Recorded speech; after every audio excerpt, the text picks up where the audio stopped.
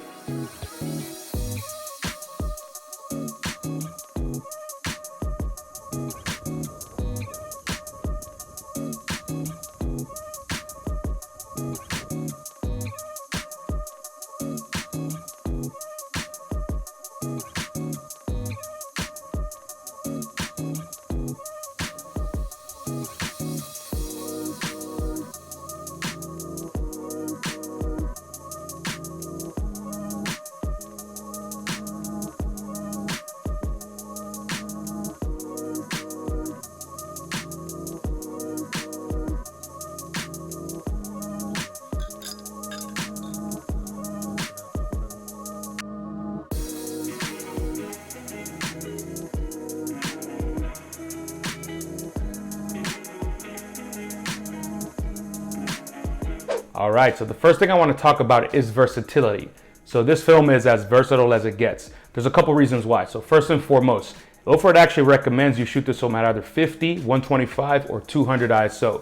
If you look at their spec sheets, the technical data for this film, they've got developing times for all three. So that kind of encourages me and others to actually shoot at those particular ISOs. And that's pretty cool because between 50, 125, and 200, that kind of covers a couple very different use cases when it comes to daylight. So for example, if you rate at ISO 50, then you can shoot wide open in extremely bright sunny days. If your day is more partly cloudy and you need a little bit extra oomph, then you can rate it at 200 and you'll get pretty consistent results across all three. The film just handles it like no problem.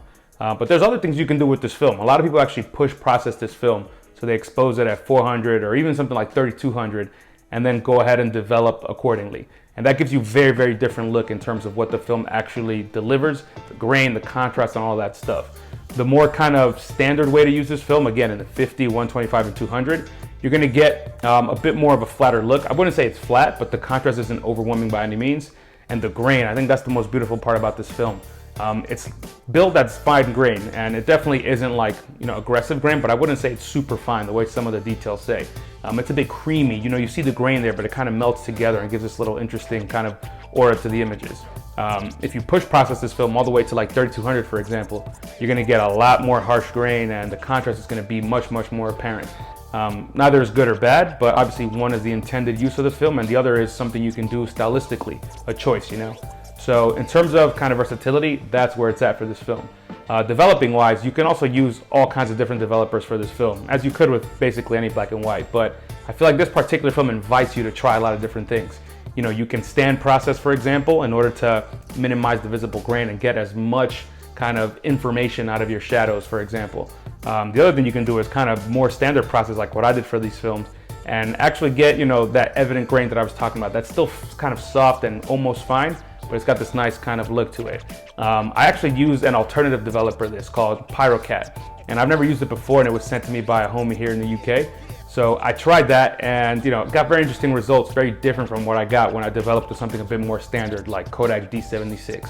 We'll talk about PyroCat in a different video, so stay tuned for that. But in general, I feel like this film invites you to use a lot of different developers, and that's pretty cool.